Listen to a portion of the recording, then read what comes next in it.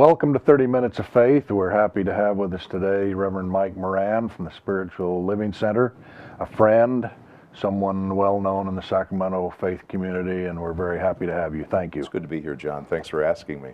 Let's sort of let everybody know how and where you got to where you are. Where were you born and raised? I was born in McKinney, Texas, just a little northwest of Dallas, a little tiny town. My father was the personnel manager at a VA hospital there. It was an old prisoner of war camp during World War II, so that's where I grew up.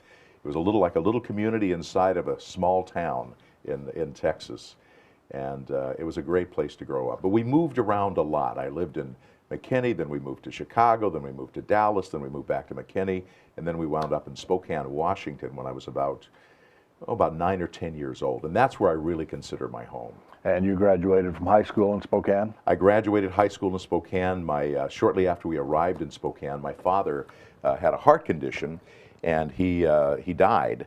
So I was about 12 years old. I just turned 12 years old. So we were kind of trapped up in Spokane. All of our family were either Chicago or down in the south. So we were this little pocket of Morans up in Spokane. And I grew to love that area. And you have brothers and sisters? I have a sister. My sister Patty lives in Beaverton, Oregon, right outside of Portland. Very good. Yeah. Now, how did you end up in Northern California? Well, it's an interesting story. My first career right out of college was in broadcasting. I was a broadcast major, and so I accepted a job in Seattle. My first real job was a rock and roll disc jockey. I was a morning man at an oldies but goodies station in about 1970, and did that for many, many years and had a ball. I really enjoyed doing it, and it was an exciting time to be, in radio during the Vietnam War, all of the upheaval that was taking place, and great music. And you've done plenty of radio and some television and voiceovers and all of those sorts of things. Right. That was my first career, and I loved every moment of it. There's only two things I ever wanted to do in my life. One was to be a minister, and then to be a broadcaster, and I've been able to do them both. Did you know you had a pretty good sounding voice by the time you were 15 or 16 years old? Or? Well, I didn't, but my father, all of the Moran men had these resonant, booming voices. And it wasn't until after my dad died that I found out that his dream, he was a hospital administrator, drove a tank in World War II, then went into hospital VA work for the Veterans Administration. But it was later on that I learned that his dream was to be a broadcaster. So I'd kind of followed in his footsteps, not knowing that that was his all-time dream. I did some sports radio in Sacramento in the early 1970s for about 6 months. Got a job transfer and moved out. And at the time, I thought that's what I would do for sure. Sure. I didn't, but that was fun, and it was exciting times and a lot of action. And well, it was a very different market back then as well, because at that time it was locally owned radio and television stations. All of the staff were local people that lived in that community. There was very little simulcasting, so it was this kind of close-knit, competitive community, and we all had a ball, and it was all about creativity. Now it's pretty well programmed. There's not a lot of creativity in that media anymore. Backing up for a minute, did you ever have a Texas drawl? I did have a Texas drawl, and when we moved to Spokane, I remember the day that we were there. It must have been about 1957, I suppose. We moved in there, and our moving van had pulled up, and all of the kids in the neighborhood are out there on their bikes looking at the new family moving in, and you know how you feel awkward. And my mother said, we'll get his bike off. It says, get your bike and ride over there and introduce yourself to those kids. And I was very shy, but I did. I rode up close, and they came up and said hello to me. And the first thing out of my mouth was, "Hi, y'all." And I think said, okay. that's the last time I thought I've got to lose this accent, because they gave me a hard time. Is your mother still living? No, my mother died. My father died in 1960, and my mother died in 1977. So they both died way too young. And do you believe in life after death? Oh, absolutely. Yeah, I have no doubt about that. I've been with many, many people at the moment of their death. And I've been with both of my parents at the moment of their death. I've been with my wife when she passed, and I don't have any doubt. My father died when I was 7, and if I hadn't believed that I would see him again and be with him again and know him again, I wouldn't have been able to face life quite so optimistically. I just always believed, well, I've got to kind of live out my life, and then I'll see him again. My mother lived 40 years past that within a month or so, just the 40 years, and then she died, and that was that. Yeah. When did you marry? How did you meet your wife? How did life start for you as a married man? As a married man, I actually was married right out of 1969. I married my college sweetheart, and you know, we produced a beautiful, my daughter, who's now 40, and she's a nurse in Spokane. That marriage lasted for about 9 years, and then we just started growing in different directions, spiritually and in many different ways. And she's a wonderful woman. I greatly admire her, but we were not meant to be together. So then I was single for quite a while until I met my wife, Faith, in church at Unity of Bellevue in Bellevue, Washington, right outside of Seattle. And I remember seeing her and knowing instantly that this was the woman that I was going to spend the rest of my life with. I just knew it, and that's what happened. Do you have grandchildren? I have 5 grandchildren. Well, actually, I have 4. 1 on the way. 2 up in Spokane. My 2 grandsons, Mitch and Austin. And then here in Sacramento, I just spent yesterday with them. My little granddaughter, Sophia Faith. She's 3 years old. I'd pull out pictures and show you. and then my youngest grandson is Liam, and he is 9 months old.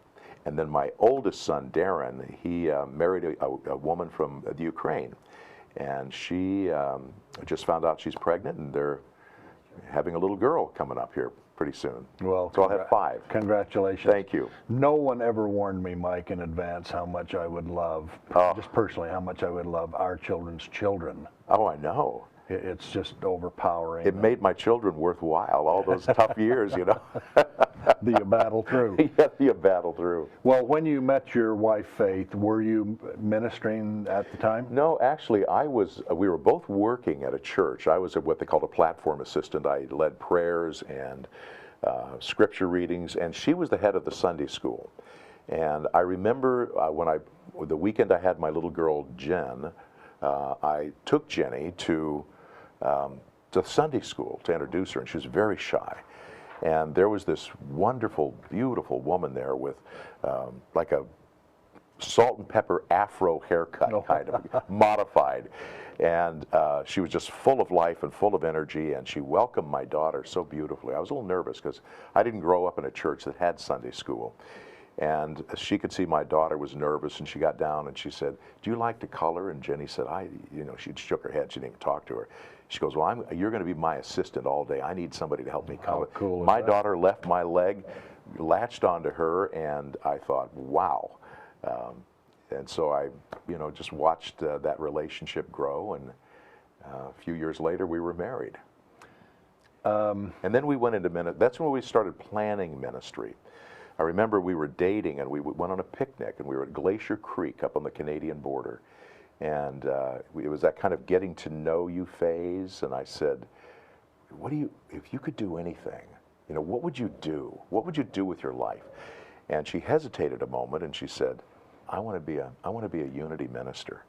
And I said, so do I. Did that surprise you that she said that? It did. It did. I mean, it delighted me more than anything.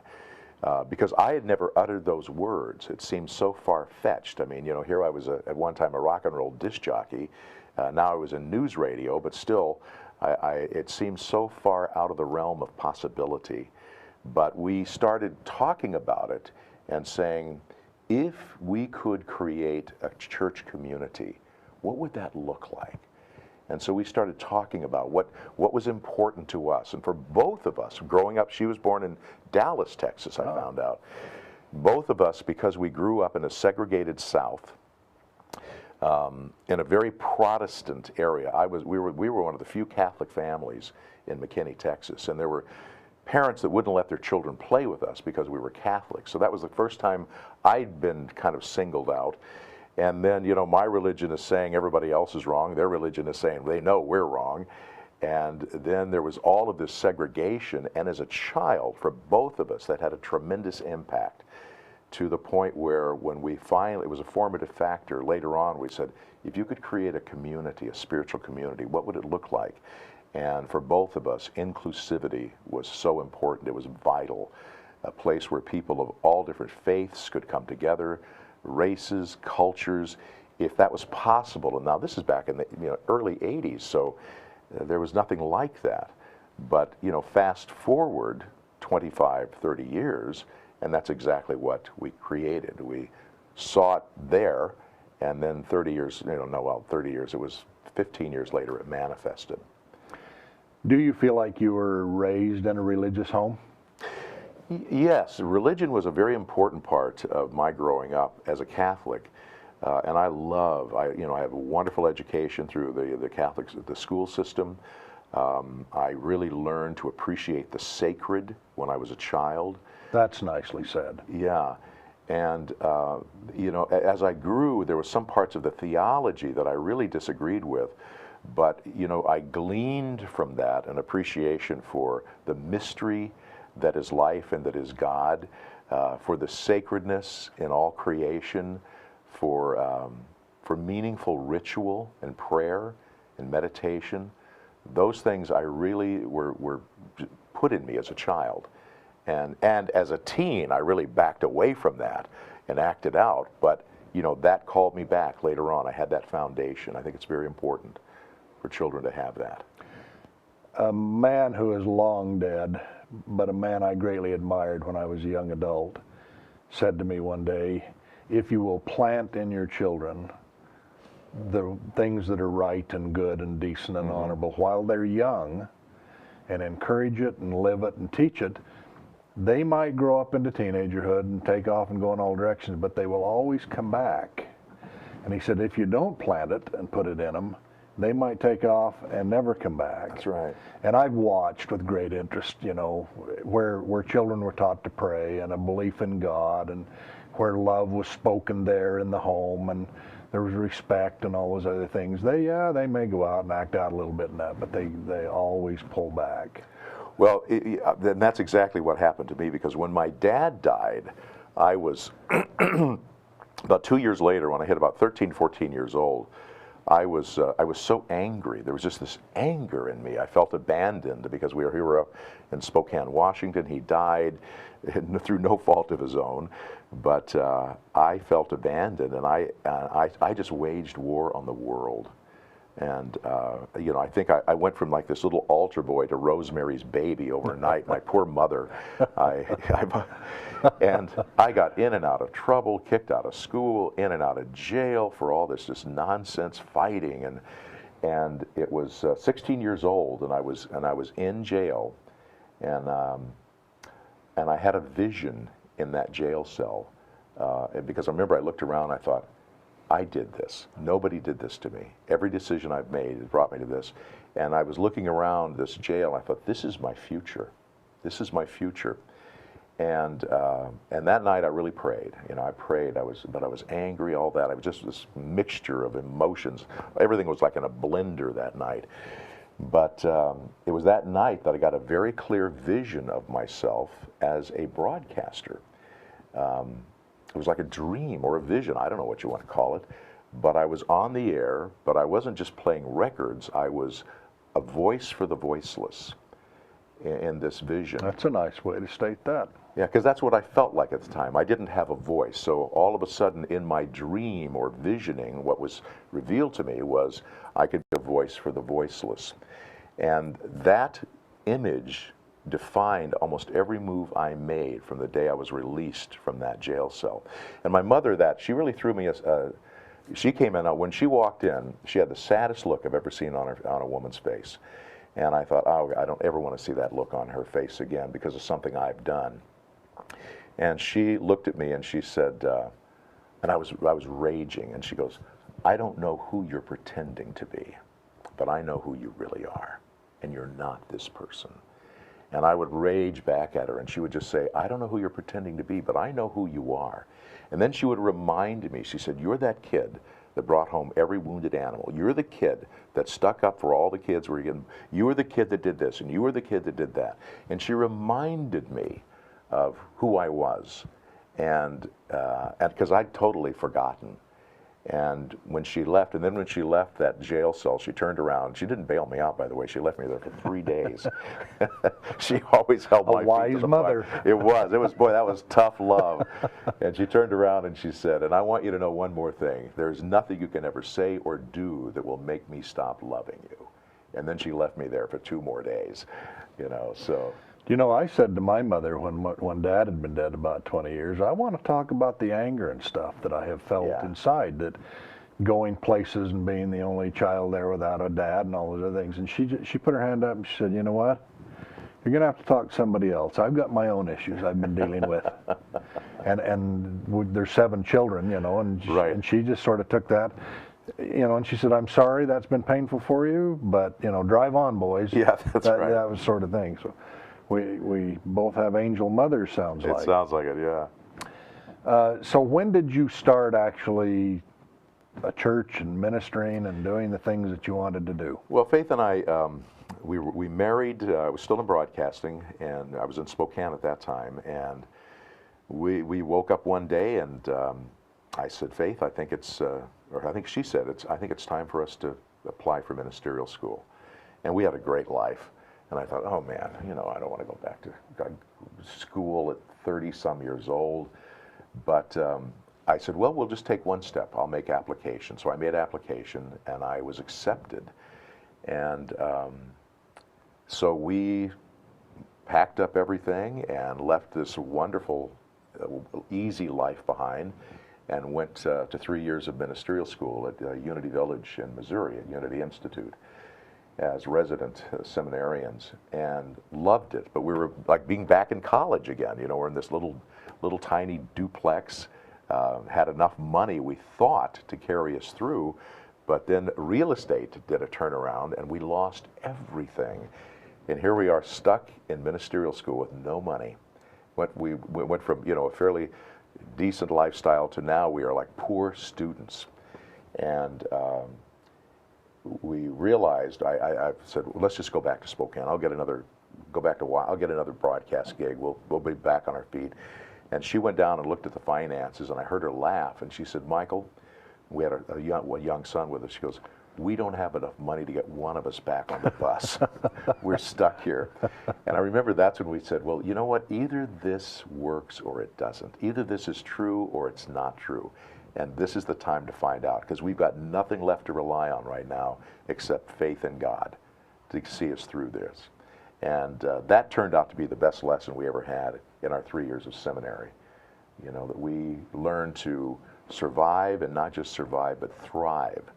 We left there, went to Tacoma, Washington, spent 5 years in ministry, came to Sacramento in the mid-90s for a couple of years, then went to Unity Village as retreat directors, international retreat directors. And then we started Spiritual Life Center in 1998. And it has been, it's been a dream come true. I always feel like I'm living right in the middle of my dream. That dream we had up on Glacier Creek on the Canadian border, Washington-Canadian border. You've had a nice run. I've had a nice run. Those years where you had to walk by faith, did you find that it made your marriage stronger and greater, and you pray together and cry together and laugh together? And It was, and I'm so fortunate. I don't think I could have done it without faith. I married well. As they say, I married above myself. You know, I understand the concept. And you know, I was looking for faith all my life, and I didn't realize it would come in such a beautiful package like that. But she really was the kind of the heart and soul of the ministry.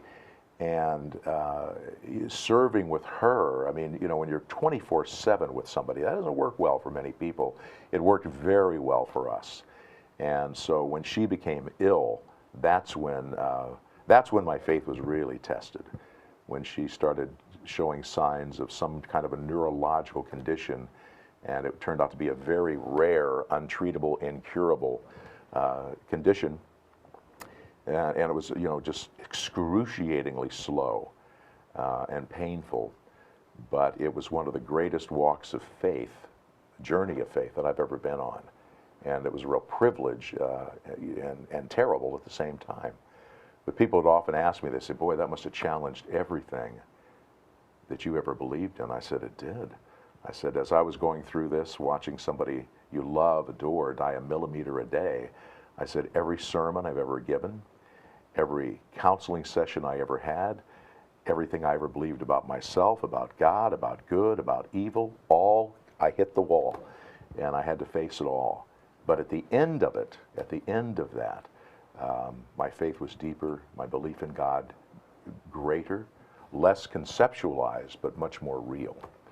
Now, in the spirit of what you've just said, at her passing, did you have those feelings of both she's out of pain, relief, but also that sort of, oh dear, what am I going to do now, and the sorrows and all those other things? Oh, sure. Yeah, there was the relief, because I do believe, and I know Faith believed, in the ongoing of life. I don't know, exactly what that is, but I really trust that. And she did as well. So, in that respect, I was happy that she was released from that suffering. And it was such a beautiful experience, because we are interfaith. We accept and believe and support the many faith traditions. It would have been her dream come true, because one night, as she's on her deathbed, there is 2 Muslim imams there. There is a rabbi, there is a Catholic priest, there's a Hindu nun, and a unity minister, all standing around her bed. And one with a Quran, one with a Torah, and the nuns with their beads, and she had a Muslim blanket on her, and I thought, this is her dream. This is exactly the way she would have wanted to go out. So there was that beauty of seeing her dream come true at the very end, where all of the faiths come together, in support of one another, of their sister here. And then, of course, as the husband and best friend, there's just that terrible emptiness that you feel that is unlike any, there are no words for it. Do you get over that, at least spiritually, based on what you believe and know and understand? Well, I think you deal with it. I'm not sure you ever get over it, right. But you keep moving forward, because you do have a belief. And, faith was not her body. Faith was this incredible spirit that just inhabited that body for a period of time. That faith is still around. I miss her body. I miss her presence greatly. It'll be 4 years in January, but I know she's just fine. Will you remarry? I don't know. I don't think so. At least not right now. Sure. I never say never, but it's hard for me to imagine. I'm just fortunate that I had what I had, because I don't think many people have had a relationship that was that intimate, creative, challenging, and fun, all at the same time. I always wondered if that kind of relationship was possible. Now I know it is. Now, we talked before we came on the air about you would retire sometime in the next year or two. Right. What will you do when you're not actively at the pulpit with Spiritual Life Center? Well, I want to support the new minister that comes in and joins the team. I want to support the mission of Spiritual Life Center, because I believe in it so deeply. I want to complete 3 books that I've started, but just can't seem to find the time with a large, active, dynamic ministry. One of them is called The Journey of Faith, which is a spiritual guide for caregivers that came out of my own experience of how people say, how did you deal with that? And I said, it was the day that I realized this was my spiritual practice. When I turned her journey into my spiritual practice, it made all the difference in the world. So I want to record some of that. I have journals. And another book is called Advice I Wish Had Been Given by the Father I Never Had. Oh, cool. because my dad died when I was so young, and I used to make up this ideal father in my head, and you know, attribute quotes that I would hear. Well, that's great advice, and as a little kid, I'd make up the fact that my dad said that. You know, it was Winston Churchill or somebody. Not too long ago, in the last several years, a friend of mine said for Christmas he was going to give his grandchildren 40 or 50 pages just typed out that would say, you know, answers to the questions my grandchildren might ask me. And he did that. I didn't see it, but I got to thinking about it. My wife and I were talking and said, now if we were to do that, what would the questions be? And it's not quite as easy. I mean, you know, but eventually you get to what was the first car you ever owned, and when was your first date, and, you know, blah, blah, blah. But what would you like your grandchildren to know about you? Oh boy, what would I like them to know about me? I just did a memorial service for a woman that I thought a lot about what people said. There were two themes that came up. Beautiful woman. And she left 2 daughters behind, and her husband, and a lot of friends. And what kept coming up with, people would say, I wanted to be like her. She made me want to be a better mother. She made me want to be a better friend. Nice. She made me want to be a better everything. And then they would say, and I always left feeling better about myself when I was in her presence. You know, that she was a kind person. And you know, if I could be remembered as kind and caring and attentive to people, genuine, that's what I would want them to know about. That's how I'd like to be remembered. Well, if you keep doing what you've been doing, that will be a slam dunk. Last question as we come to an end. If you could wave a magic wand and fix something in society, what would that be? I would. It would find a way to bring the different faith traditions together, not into one tradition, because I believe that I love them all, but where they could come together in a place of respect and cooperation. Instead of trying to make each other wrong, that they would find a way to acknowledge the differences, acknowledge the similarities, and then work together to make this a better world. Because I think if it doesn't happen there, peace doesn't have a chance on earth. It has to happen in our churches, in our temples, in our mosques, and in our synagogues first. I'm with you, brother. Yeah. I'm with you. Thanks, John. Way to go. Thanks so much for being here. It's Thank a delight you. to visit with you. And I wish you well in the near future and beyond. Well, keep up the God work. Thank you.